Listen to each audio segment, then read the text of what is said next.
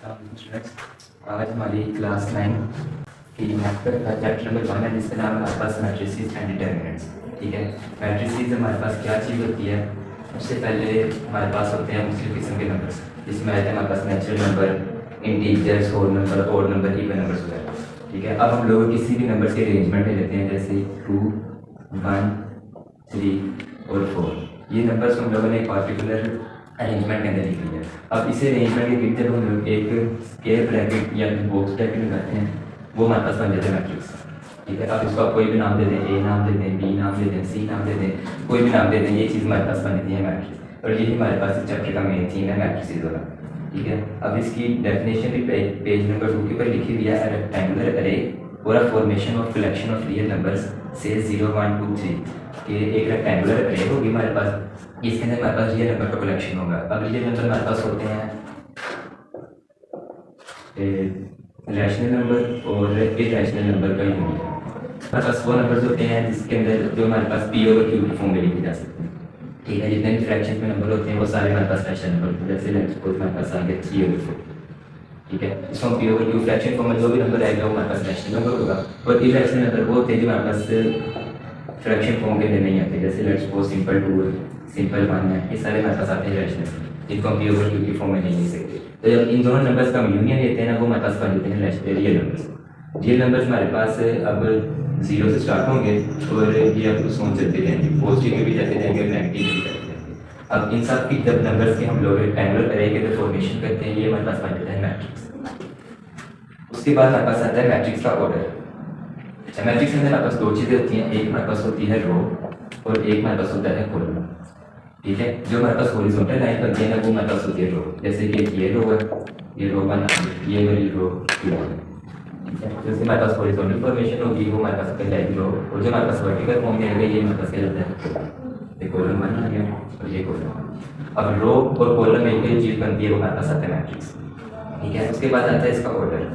Order को हम specify करते हैं m/n से। अब इसके अंदर m जो है वो हमारे पास होते हैं रोज, और ये जो n है ये हमारे पास होता है कॉलम। ठीक है, जैसे लेट्स सपोज अब इसके अंदर दो रो है, एक ये रो है, एक ये रो है, तो इसकी जो रोज आएंगी वो 2/। अब इसके अंदर कॉलम भी दो है, एक ये कॉलम है और एक ये कॉलम है, तो इसके अंदर कॉलम भी दो है, तो ये 2/2 जो सब बनेगा ये इसका होगा ऑर्डर। लेट्स सपोज इसके अलावा अगर एक और मैट्रिक्स में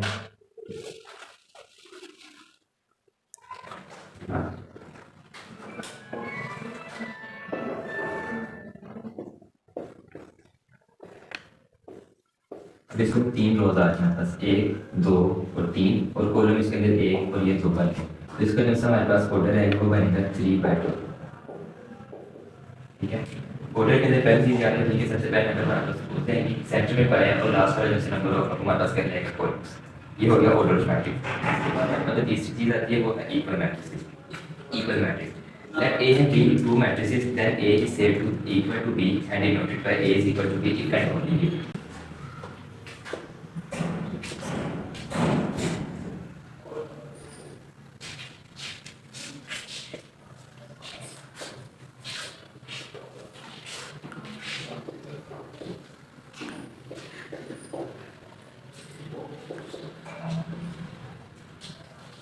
अब दो मैट्रिक्स है, उसकी कंडीशन क्या लगाई जाती है? Order of A equal to the order of B and their corresponding entries are equal. कि इन दोनों मैट्रिक्स का जो ऑर्डर है वो भी सेम होना चाहिए और इनकी जो कोरस्पॉन्डिंग एंट्रीज है वो भी एक दूसरे के बराबर होनी चाहिए। अब ऑर्डर का जिसका देखते हैं, इसके अंदर 2 रोज हैं और 2 कॉलम हैं। इसके अंदर हमारे पास 2 रोज हैं और 2 कॉलम हैं। इन दोनों का ऑर्डर जो है वो है 2/2। ठीक है, अब इसकी कोरस्पॉन्डिंग एंट्री से पता चलता है लेट्स सपोज हम यहाँ से ये एंट्री कंसीडर कर रहे हैं, तो यहाँ से हमारे पास ये वाली एंट्री आनी चाहिए। अगर उसके अपोजिट ये वाली है तो यहाँ से ये वाली है, इसी तरह ये वाली और इसके साथ ये, और यहाँ से 2 है तो यहाँ से ये 4/2। अब ये देखो ये पहली 1 और ये -4, 1 और -4, पहले 2 एंट्रीज हमारे पास सेम है। उसके बाद यहाँ पे हमारे पास 3 है और यहाँ पे हमारे पास है 2+1। जब 2+1 करेंगे वो भी हमारे पास 3 बनता है। यहाँ पे हमारे पास 2 है, यहाँ पे हमारे पास 4 है। जब 4 में से 2 सब्ट्रैक्ट करेंगे वो हमारे पास 2 बनता है। तो हमारे पास अभी इनका ऑर्डर भी सेम है और इनकी जो एंट्रीज है वो भी सेम है, तो ये जो मैट्रिक्स हमारे पास मैट्रिक्स होंगे ये कहलाएंगे इक्वल मैट्रिक्स। ठीक है, ये हो गया हमारे पास इक्वल। उसके बाद ये हमारे पास चैप्टर 4 में भी थोड़ा इसके बाद हमारे पास हमसे एक्सरसाइज 1 पढ़ना है। इसके अंदर हमें पहला क्वेश्चन दिया है कि find the order of the following matrix.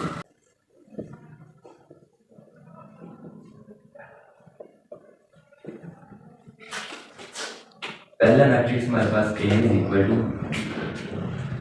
2 -5 3 और 6। अब इसके अंदर हमारे पास देखना है पहले रोज कितनी है और कॉलम्स कितने हैं। इसके अंदर दो रो हमारे पास आ रही है, एक ये रो है एक ये रो है, ठीक है। तो इसके रो की जगह आ गया 2 बाय, अब इसके अंदर कॉलम्स कितने हैं, एक ये कॉलम है और एक ये कॉलम है, दो कॉलम्स हैं तो कॉलम के साथ 2 है, तो ये इसका बन जाएगा, ठीक है। इसके साथ अगर एक कंडीशन में लिखा होगा C,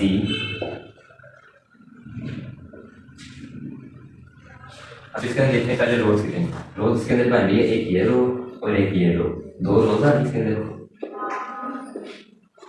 अब कॉलम कितनी है, एक ही कॉलम इसके अंदर बन रही है, रोज दो है कॉलम इसके अंदर लिखा है, तो ये इसका एक कॉलम है, तो इसका मैट्रिक्स ऑर्डर बन जाएगा हमारे पास 2 बाय 5, ठीक है। इस तरह अगर एक मैट्रिक्स दिया हुआ है D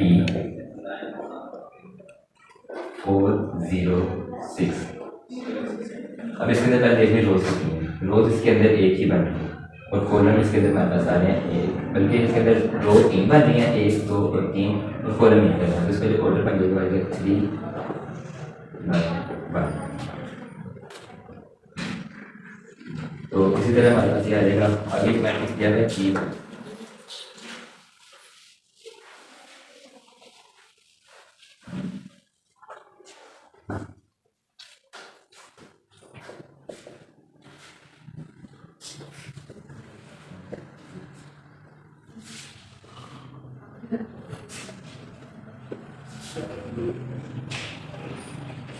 देखना मैट्रिक्स और रोज कितनी है, एक रो दूसरी रो और तीसरी रो, 3 रोज होगी 3 बाय।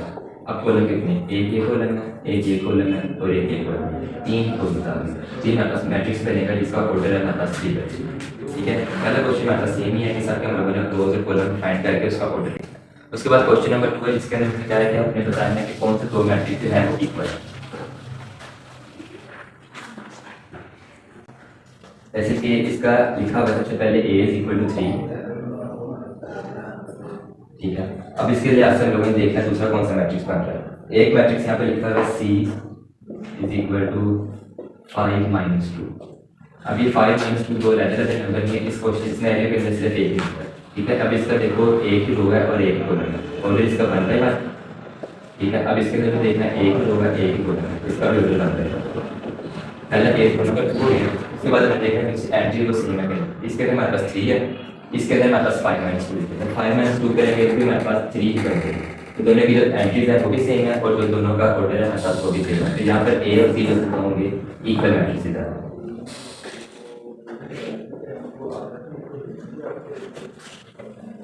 उसके बाद एक मैट्रिक्स लिखा हुआ है D B is equal to 3 5 और एक मैट्रिक्स लिखा हुआ है I 3 और 3 + 2। इसके अंदर हमारे पास रो एक है, दोनों के अंदर 1 है, और जो इसके अंदर कॉलम 2 है हमारे पास, इसके अंदर हमारे पास 2 कॉलम है, तो इनका जो ऑर्डर है वो हमारे पास सेम हो गया। अब इनकी जो एंट्रीज है, इसकी पहली एंट्री 3 है, इसकी पहली एंट्री 3 है, इसकी दूसरी एंट्री हमारे पास 5 है, इसकी दूसरी एंट्री हमारे पास 3 + 2 वो भी 5 में होगी, तो दोनों का ऑर्डर भी सेम और दोनों की एंट्री भी सेम है, ये मतलब कर देंगे इक्वल मैट्रिक्स। इसी तरह हमारे पास बाकी सारे क्वेश्चन हैं, तकरीबन सारों के लिए एक है, सारों मैक्सिमम के सेम सेम वैसे दिए गए हैं। एक आधा क्वेश्चन होगा जिसके अंदर 5 - 2 या 3 + 2 करके लिखा होगा, उधर से आपने ऑर्डर पे फाइंड करना और देन इसकी एंट्रीज फाइंड करना। क्वेश्चन की स्टेटमेंट है find the values of A B C and D which satisfy the matrix equation. दो मैट्रिक्स दे दिए गए हैं, यहाँ पर कहा गया है कि ये इक्वल मैट्रिक्स है, A + C - 1 A + 2D और 4D - 6 ये इक्वल है 0 3 - 7 और 2D। ये हमारे पास क्वेश्चन है, उसने कहा ये दोनों मैट्रिक्स हमारे पास इक्वल हैं, इक्वल से मुराद के दोनों को जो हमारे पास ऑर्डर करेंगे वो भी सेम है और जो उनकी एंट्रीज है वो भी सेम है, यानी कि यहाँ से A + C 0 के बराबर है, A + 2D -7 के बराबर है, C - 1 3 के बराबर है और 4D - 6 2D के बराबर है। अब दोनों मैट्रिक्स सेम है, जो उनकी पहले इक्वेशन बनाते हैं। पहली इक्वेशन बनेगी A + C = 0, ठीक है, ये पहला मैट्रिक्स की पहली एंट्री, दूसरे मैट्रिक्स की पहली एंट्री से सेम होगी। उसके बाद a plus 2b is equal to -7, ये आ गई हमारे पास दूसरी इक्वेशन। केवल ये वाली ज्योमेट्री है हमारे साथ में बराबर। तीसरे नंबर पे हमारे पास c माइनस 1 वो बराबर है 3 के, ये आ गई तीसरी इक्वेशन। लास्ट पे है 4d माइनस 6 वो बराबर है 2d के, 4d minus 6 equal to 2d। ये हमारे पास 4 इक्वेशन बन गई। ठीक है, अब इसके अंदर हम लोगों ने a b c और d की वैल्यू फाइंड करनी। सबसे पहले देखना है कि ऐसी कौन सी इक्वेशन है जिसके अंदर सिर्फ a की वैल्यू है। इसके अंदर दो वेरिएबल आ रहे हैं a और c, इसके अंदर भी दो वेरिएबल आ रहे हैं a और b, इस वाले के अंदर a की वेरिएबल है, इसके अंदर हमारे पास एक वेरिएबल। स्टार्ट अप करते हैं इक्वेशन 3 से। फ्रॉम इक्वेशन 3 है हमारे पास c माइनस 1 इक्वल टू 3। अगर आपसे c की वैल्यू फाइंड करनी है, ये नेगेटिव 1 है, इसको हम अगर राइट हैंड साइड पे ले जाएंगे हमारे पास पॉजिटिव हो जाएगा। c is equal to 3 plus 1, तो c की जो वैल्यू आ जाएगी वो होगी 4। अभी जो c की वैल्यू आई है इसको आप इक्वेशन नंबर 1 में रख सकते हैं। Put c equal 4 in equation 1। अभी c की वैल्यू इक्वेशन नंबर 1 में पुट करें। a plus 4 equal 0, a plus c था, c की जगह हमारे पास 4 आ गया, तो a प्लस 4 इक्वल टू 0, तो a की वैल्यू आ जाएगी हमारे पास -4। पॉजिटिव 4 था, तो राइट हैंड साइड पे हमारे पास नेगेटिव हो गया। अब दो वैल्यूज आ गई हमारे पास, एक a की और एक c की। अब इक्वेशन 2 के अंदर a और b आपस में मिल जाएंगे। ठीक है, ये कॉम्बिनेशन है इनका, तो a की वैल्यू हम लोग b से क्वेश्चन नंबर 2 के अंदर पुट करेंगे। Put a equal to -4 in equation 2। a plus 2b is equal to -7, तो -4 plus 2b is equal to -7। ठीक है, a की जगह हमारे पास -4 आ गया, बाकी सारी इक्वेशन सेम हो गई। अब -4 है, इसको राइट हैंड साइड पे ले लेते हैं। 2b is equal to -7 plus 4, 2b is equal to -3। -7 plus 4 किया माइनस हो गया, 7 में से 4 निकाली 3, बस आप बड़ी वैल्यू में से आना है। b की वैल्यू फाइंड करनी है, इसके साथ 2 मल्टीप्लाई और उससे जाके डिवाइड हो जाएगा, इससे जाके डिवाइड होगा तो 2, तो b की जो वैल्यू आ जाएगी -3 ओवर 2, ये b की वैल्यू। अब a की वैल्यू भी निकल आई है, b की वैल्यू भी निकल आई है, c की भी निकल आई है, लास्ट में बचा है b। अब d है राइट हैंड साइड पे, तो from equation number 4 -6 equal to 2b। अब हम लोग नेगेटिव से जाके पॉजिटिव कर देंगे। 4d equal to 2b plus 6। अब d को हमें एक तरफ इकट्ठा करना है, तो पॉजिटिव d, तो 2d हमारे पास इस तरफ आके नेगेटिव हो जाएगा। 4d minus 2d equal to 6। अब 4d में से 2d माइनस किया मतलब 2d कर दिया इज इक्वल 6। अब इस तरफ की मल्टीप्लाई होगा तो उससे जाके डिवाइड हो जाएगा। d is equal to 6 over 2, तो ये d की वैल्यू हमारे पास आ गई 3। अभी 4 वैल्यूज आ गई हैं, अब इसको पुट करने की जरूरत नहीं है, ये काम से हम लोगों को 4 वैल्यूज फाइंड करनी है। a की -4 आ गई है, b की -3 over 2, c के हमारे पास 4 है और d के हमारे पास 3। ठीक है, अब अगर आपने चेक करना हो कि आंसर सही है तो आप इसको इसके अंदर पुट करके देख लो। जैसे कि पहला है हमारे पास a plus c equal 0, a की वैल्यू -4 है और c की वैल्यू पॉजिटिव 4 है, इज इक्वल टू 0। -4 को +4 0 होता है, तो दोनों साइड में पास बराबर है। इस तरह आप सारी वैल्यू अगर पुट करके देखना आंसर सही आता है कि नहीं, आप सारी वैल्यूज पुट कर लो। अगर दोनों साइड हमारे पास बराबर बनती हैं तो हमारे पास आंसर सही है, अगर नहीं बनती तो हमारे पास आंसर नहीं है। तो ये हमारे पास आंसर एक्सरसाइज है।